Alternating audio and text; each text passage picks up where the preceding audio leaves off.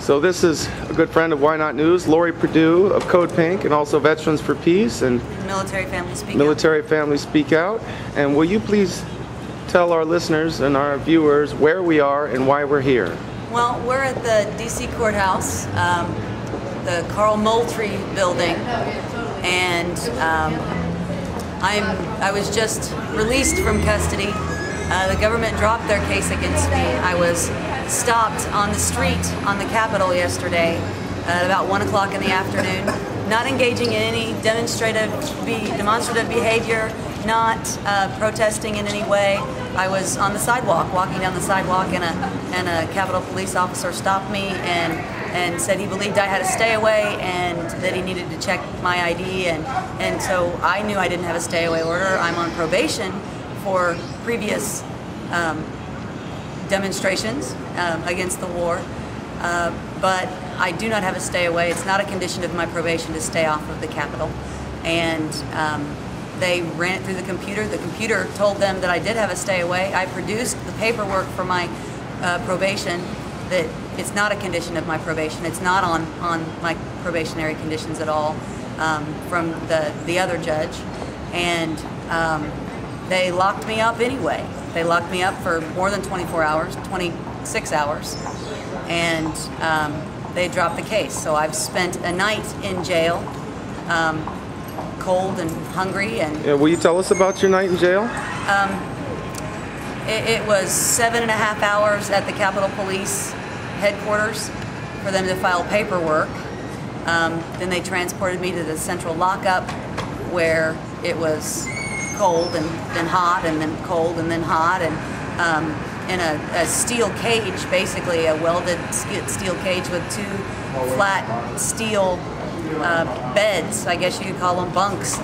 It's a animal cage. I spent the night there, came here this morning, spent the day in shackles, and the entire day freezing to death in DC lockup. And when I had my time in court, the judge looked at my paperwork and said that it was invalid, that they should not have arrested me, and so I was released, that they dropped the case. Naturally, with an apology.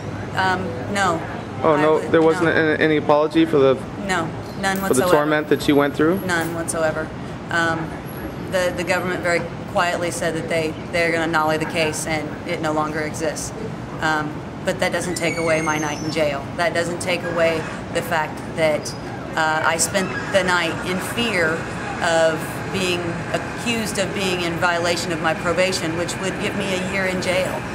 And it doesn't take away the fear that my partner, my husband, my family, my children have felt for the past 26 hours, wondering if I was going to come out of jail or not. Okay, now another question I have for you relating to the non-existent stay-away order, and what was you were on probation, yes? Right. Will you give us a feel of the nature of the charges against you that got you on probation in the first place? I was found guilty of disruption of Congress. And why would you do that, Lori Perdue? Well, that was in April when they passed the supplemental. I went into the chamber of the House of Representatives and protested during their vote to fund the war. Well, wait a second. If we backtrack a little bit, so you're telling me that they were going to violate the Geneva Conventions by continuing to fund the war, and you spoke up against it? Yes, I did.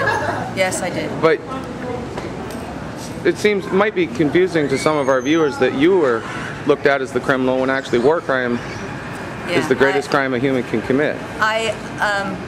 I knew at the time that I had to speak out against it, that they had to know that the people, it had to be on record that the people did not want more money spent for this war, and that the mandate in the election was to end the war, and they weren't doing it, they were funding it more and keeping it going and escalating it and making it worse instead of doing what we expected the Democrats that we put in office to stop the war.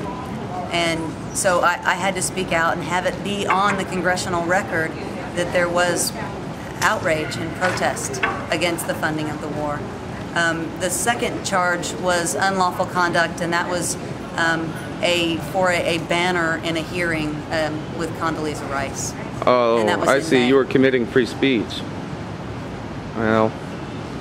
Well, thank you very much, and the story's going to continue as we find... I will be pursuing a civil suit against the Capitol Police and DC Judiciary for putting me in this situation. And another question is, evidently a bunch of fear tactics have been used against various elements of the peace movement, and yourself, you've witnessed that firsthand. Yes. Does that make you cower in fear and want to go home? No, it does not. You mean it doesn't actually... It does not. This is not the first time I've stood up for my rights. This is not the first time I've stood up for the rights of others and for what I believe the American public wants to happen. So even if even if it possibly puts you in risk in the future for standing up and saying something, you're willing to do it even after what you've already been through? I'm willing to keep speaking truth to power. Because I am on probation, I've been very conscientious. In pre-trial, I did have a stay away from the Capitol, and it was until my cases were resolved. And both of those cases have been resolved. The stay away was lifted. It was not a probation condition of my probation. And I will continue to lobby Congress, and I will continue with the message to stop the war. Thank you. Okay, this is Kevin Zeese of Democracy Rising reporting for Why Not News as to what is happening here today. Well, we're waiting to hear on some of the cases, but the first case of ours that came up involved Lori Perdue. She had been arrested for supposedly violating a stay-away order from Capitol Hill. That's something they put on people who get arrested and say you can't come back to the Capitol. The problem was there was no stay-away order, and so when they got in front of the judge, luckily they had been able to track that down and show the judge that there was no stay-away order, and the prosecutor looked into it and agreed. So the Capitol Police put her in jail overnight for no reason except being there, legally exercising her free speech rights. The case we're waiting for most fervently at this point is Reverend Lennox Yearwood Jr. He was arrested waiting in line to get in to the hearing with Petraeus, and the police essentially gang-tangled him. We've heard a little bit. He's being charged with 2 offenses, one disorderly conduct, and secondly assault with a police officer. We don't know whether or not that assault charge is a felony or a misdemeanor yet. We're waiting to hear that. We did find out, however, that Reverend Yearwood's leg was broken by the police. So has a cast up over his knee. He's been separated from the general prison population, and we're waiting to hear what the next step is. Thank you very much.